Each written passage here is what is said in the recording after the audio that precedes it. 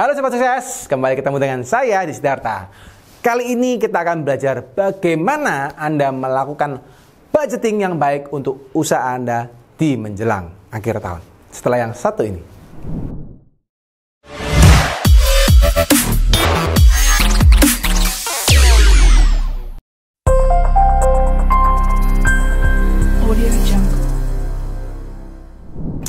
Oke teman-teman, hari ini kita akan belajar apa aja yang teman-teman perlu perhatikan ya untuk mempersiapkan akhir tahun Anda ya. Karena saya yakin dan percaya kondisi teman-teman sekarang di 2022 ini ya, ataupun 2020 yang lain ya, 2023, 2024 ya, karena ini materi bisa Anda pakai ya seterusnya gitu ya. Anyway, apa yang harus teman-teman perhatikan untuk tahun depan ya adalah Anda harus membuat namanya planning guys ya. Jadi satu kunci supaya usaha Anda bisa semakin berkembang, apapun usaha Anda ya, Anda mulai misalnya Anda punya toko online, Anda punya warung ya, Anda punya usaha makanan, Anda punya usaha rumahan gitu ya, Anda punya garment, Anda punya toko baju, Anda punya toko di pasar, Anda punya usaha toko spare part, bangunan, pokoknya macam-macam lah ya, Anda punya kontraktor, Anda apapun ya. Pokoknya Anda yang punya usaha ya, skala kecil, menengah, besar, atau super besar, usaha apapun kalau Anda mau berkembang, Anda wajib punya namanya planning. Oke? Dan planning ini biasanya harus Anda buat untuk tahun depannya ya.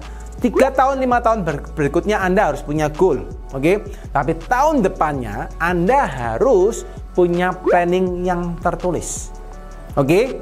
Dan ini kita boleh katakan bahwa Anda harus punya rencana program kerja dan Anda harus punya budget yang harus Anda siapkan untuk tahun depan.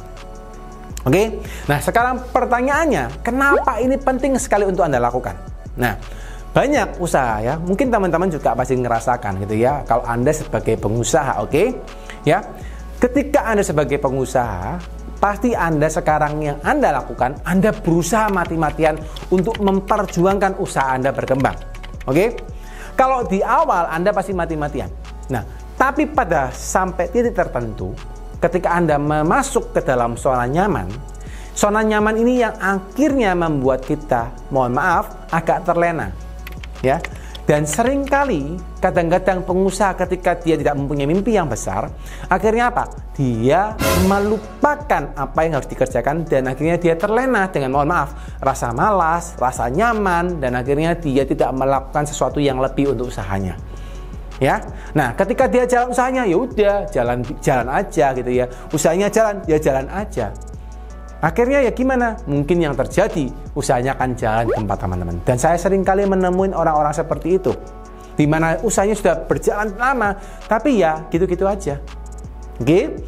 Nah pertanyaan saya tinggal, Anda mau seperti itu atau Anda mau menjadi pribadi yang berbeda? Nah itu kembali kepada Anda ya. Yang pengen jadi pribadi yang berbeda, yuk ketik kolom di bawah, ketik komen di bawah.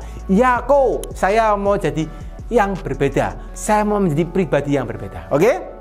Nah, kalau kita mau menjadi pribadi yang berbeda teman-teman, yang perlu teman-teman perhatikan apa? Ya tadi, kembali Anda harus membuat planning. Oke? Nah, kenapa kok harus membuat planning? Nah, satu alasan teman-teman yang penting adalah apa? Ketika Anda menjadi seorang pengusaha, Anda bukan hanya buat diri Anda sendiri, tapi Anda juga untuk tim Anda, kalau Anda punya tim, oke? Nah, sekarang ketika Anda untuk tahun depan, Anda tidak bisa 100% memikirkan, oh tahun depan saya harus melakukan ini, dan Anda selalu ingat tiap hari. Ya, atau Anda ingat tiap minggu atau tiap bulan. Nonsen apa adanya. Ya, kenapa? Karena yakin dan percaya Anda pasti banyak hal yang akan Anda lakukan. So, dari itu teman-teman harus punya perencanaan dulu. Tahun depan saya akan melakukan A, saya akan melakukan B, saya akan melakukan C, saya akan melakukan A, B, C, D, E, F sampai banyak sekali ya. Yang Anda fokuskan untuk Anda bereskan teman-teman, dan Anda harus buat dulu di akhir tahun ini. Oke? Pertanyaannya, gimana caranya membuat untuk planning tahun depan? Gampang sekali jawabannya ya. Jawabannya adalah Anda kembali dulu apa yang Anda ingin selesaikan, goal apa yang Anda ingin selesaikan di tahun depan ya. Anda cek dulu tahun-tahun ini apa masalah yang masih belum selesai, Apa hal yang masih Anda belum selesaikan? Apa rencana jangka pendek yang ingin Anda capai? Dari sana baru Anda detailkan lagi. Oh, ternyata saya mau melakukan A, saya mau melakukan B, saya melakukan C, dan macam-macam. Anda breakdown satu persatu terkait dengan setiap kegiatan yang Anda ingin buat. Oke?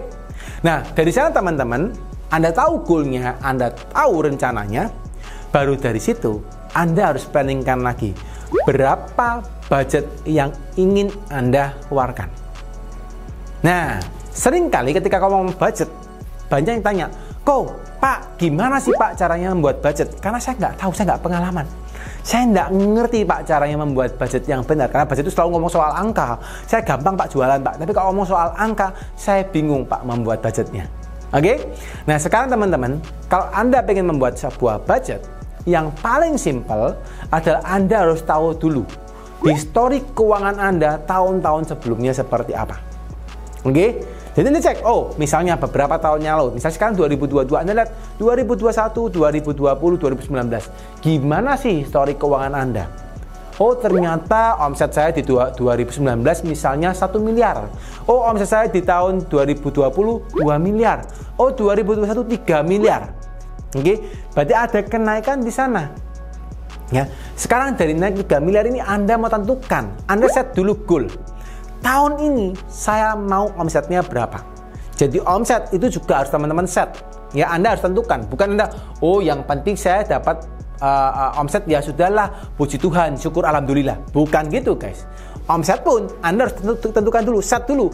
Oke, saya mau misalnya karena sudah naik beberapa puluh persen, tahun ini saya mau omsetnya 4,5 miliar misalnya 2022 misalnya ya, 2003 berapa lagi Anda cekin lagi ya. Oke, 4,5 miliar. Ya, misalnya. Lalu Anda cek lagi, oh biayanya berapa persen? Oh ternyata biayanya dari 1 miliar 2019, biayanya saya punya 500 juta. 2020 dari 2 miliar biayanya 1 miliar. 2021 dari 3 miliar biayanya 1,5 miliar. Ya. Oh bisa jadi biayanya cuma 50%. Ini bagus banget nih kalau saya 50% ya. Nah mungkin yang di 4,5 miliar, oh ternyata saya pengen biayanya cuma 2 miliar saja. Saya harus hemat ya supaya bisa mendapatkan profit lebih besar. Nah, ini yang teman-teman perlu set dari kira-kira tadi. Oke? Nah, tapi sampai sini saja teman-teman, tidak selesai.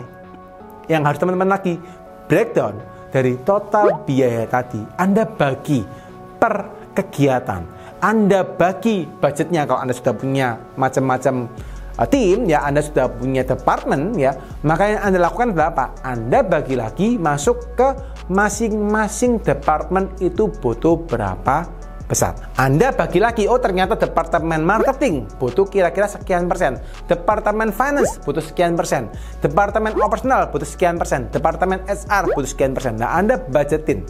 Oke? Nah kalau sudah Anda budgetin, baru Anda lihat, masukin lagi ke dalam program kerja yang Anda milikin. Pastikan bahwa setiap program kerja itu mendapatkan budget yang relevan.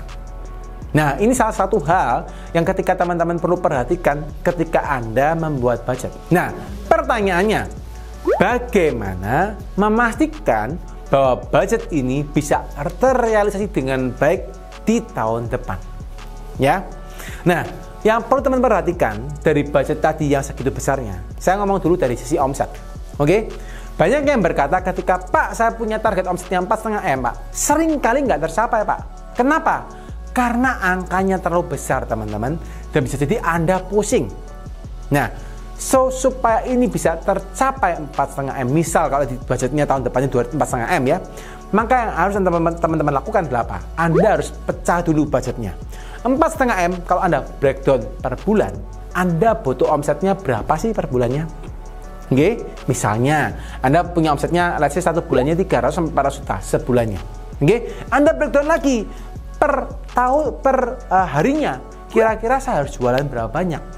Ya, oh 400 juta saya bagi misalnya 20 hari, berarti satu harinya saya harus jual minimal 2 juta rupiah, 20 juta rupiah misalnya.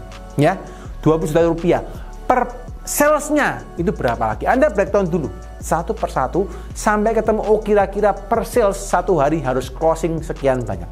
Ya, per produk harus closing sekian banyak. Itu caranya Anda supaya budget atau planning yang Anda tetapkan itu bisa tercapai. Ya, dari sana yang juga perlu Anda waspadai adalah ketika Anda membuat satu budget ya untuk divisi marketing, misalnya sekian persen, ketemu tuh angkanya misalnya berapa ratus juta, oke? And then yang pertama perhatikan adalah kadang target omset yang Anda lakukan itu tidak tercapai. Pertanyaannya, apakah budget marketingnya harus tetap keluar seperti itu? Jawabannya tidak, teman-teman. Ya, jadi teman-teman harus tahu, oh ini nggak boleh keluar segini, berarti harus berapa proporsional yang baik. Ketika target omsetnya nggak tercapai, realisasinya berapa, maka budget ini juga harus disesuaikan seperti kondisi target omset dan realisasinya. Ya, kurang lebih seperti itu teman-teman, untuk bagaimana Anda mempersiapkan budget Anda di akhir tahun. Ya, semoga penjelasan cukup jelas ya teman-teman.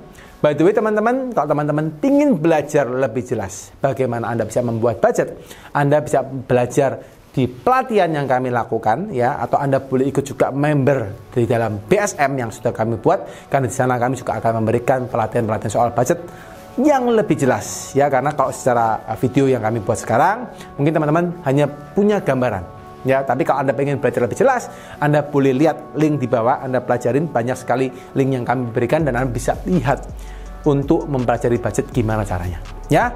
Sekian video ini, semoga teman-teman cukup jelas. Bagi yang belum jelas silahkan komen di bawah, atau ingin dapat respon cepat juga boleh follow saya dan DM saya di Instagram.